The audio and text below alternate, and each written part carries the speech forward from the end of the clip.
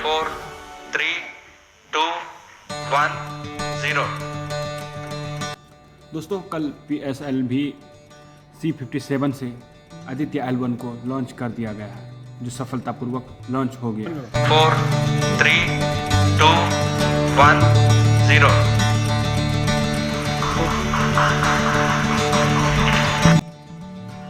दोस्तों भारत का पहला सौर मिशन आदित्य L1 सूरज के कई साइंटिस्ट तक पहुंचाएगा, कई चीज़ों पर स्टडी करेगा।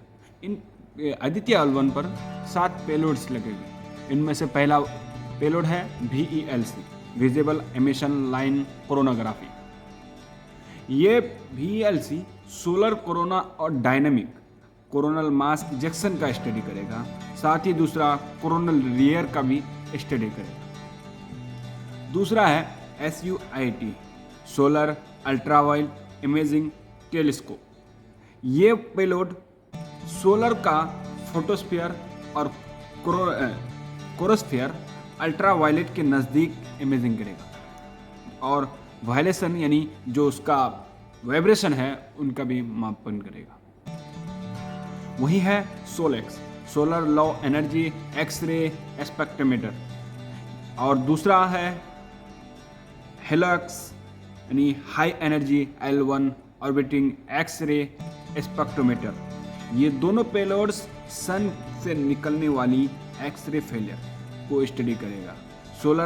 सोलेक्स वहीं पे वाइड एक्सरे एनर्जी रेंज के ऊपर सन से निकलने वाली एक्सरे फ्लेयर्स को स्टडी करेंगे।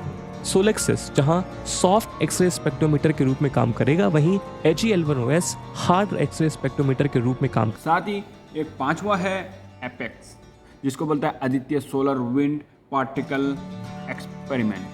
यानी इसका काम है सोलर विंड को, प्रोटॉन और पार्टिकल को एनालिसिस करना, साथ ही एनर्जेटिक एंड्स को स्टडी करना।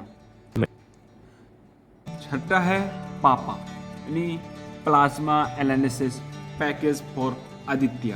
यानी पापा पेलोड सोलर विंड में इलेक्ट्रॉन पार्टिकल्स को एनालिसिस करेगा। साथ ही है सातवां MAG, advance triaxial high revolution digital magnetometer. इसका काम है L1 पॉइंट पर इंटरप्लास्ट्री या इंटू मैग्नेटिक फील्ड को मेजर करना। इन सभी पेलोड से कोरोना और डायनामिक का स्टडी किया जाएगा और कोरोनोस्फीयर का स्टडी किया जाएगा। कोरोनोस्फीयर का तापमान जहां 6700 फ़ारेनहाइट से 14000 फ़ारेनहाइट पहुंच जाता है, वहीं कोरोनल मास का तापमान 2 मिलियन फ़ारेनहाइट से ज़्यादा भी हो सकता है। वहीं निचले यानी नीचे जब 1000 माइल्स आ जाता है, वहीं पे 10,000 फ़ारेनहाइट हो तक तापमान पहुंच जाता है। ऐसा क्यों होता है? इनका तापमान इतना जल्दी अचानक इतना कम क्यों हो जाता है, या फिर जब आगे पहुंचता है इतना ज़्यादा क्यों हो जाता है? जबकि सूर्य के कोर का तापमान 16 मिलियन डिग्री सेल्सियस तक पहुंच सकता है और टोटल सूर्य का तापमान 5500 डिग्री सेल्सियस तक बताया जाता है। आप दोस्तों ये आदित्य L1 क्यों इतना इम्पोर्टेंट है? देखिए आदित्य L1 कई लिहाज से हमारे लिए बहुत इम्पोर्टेंट है।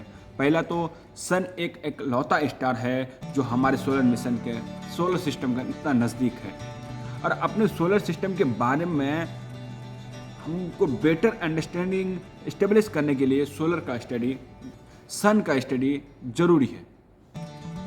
साथ ही दूसरे स्टार के बारे में हमारी समझ को हेल्प करने के लिए सूरज का स्टडी भी ज़रूरी है। अर्थ पर हीट और लाइट का सन एक लौता सोर्स है, नेचुरल रिसोर्स है। देखिए बिना पृथ्वी पर जीवन असंभव है। यानी सन के गुरुत्वाकर्षण ही पृथ्वी के सोलर सिस्टम के सभी वस्तुओं को बांध कर रखता है। सूरज का अनुमानित आयु लगभग 4.5 बिलियन वर्ष बताया जाता है। सूरज हमारी पृथ्वी से लगभग 150 मिलियन किलोमीटर दूर है, जबकि L1 पॉइंट यहाँ पृथ्वी से 1.5 मिलियन यानी 15 लाख किलोमीटर दूर है।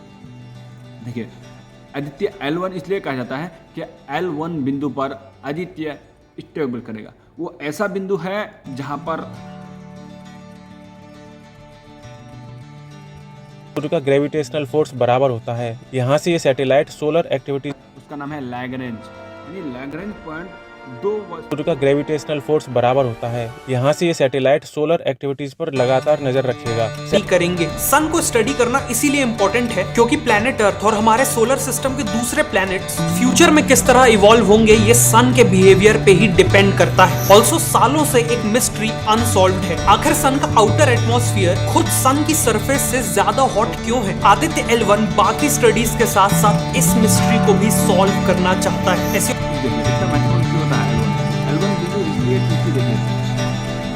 भूचंबुल के क्षेत्र प्रभा से काफी दूर है, 1.5 मिलियन किलोमीटर L1 है, यानी पृथ्वी का जो चंबुक के क्षेत्र है उससे काफी दूर है।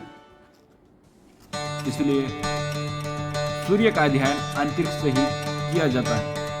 सूर्य का अध्ययन पृथ्वी से नहीं किया जा सकता है क्योंकि पृथ्वी का जो चंबुक के क्षेत्र है और वायुमंडल है पृथ्वी का सुरक्षा करता है, जो विकिरणों को यानी सूरज से निकले कई हानिकारक विकिरणों को सूरज तक पृथ्वी में पहुंचने नहीं देता।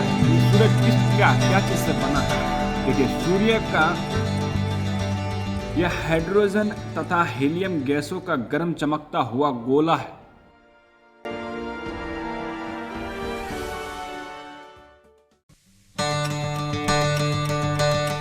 प्रकार का गेंद है जो हाइड्रोजन और हीलियम गैसों के गर्म चमकता हुआ गोला से बनता है।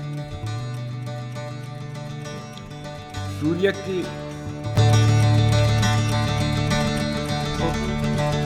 मध्य में कोर नामक स्थान होता है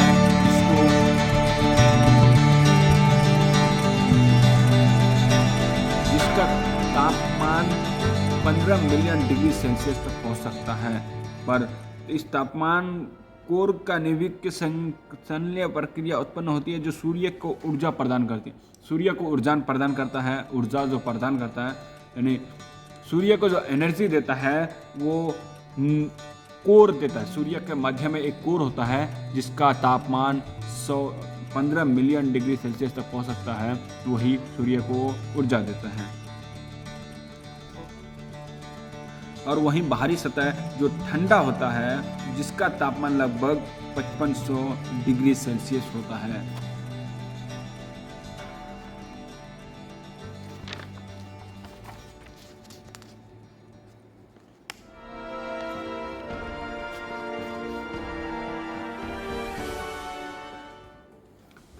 देखिए, आज के युग में हमें आंतरिक से अधिक प्रौद्योगिकी का उपयोग कर रहे हैं, जैसे और इसलिए आंतरिक मौसम को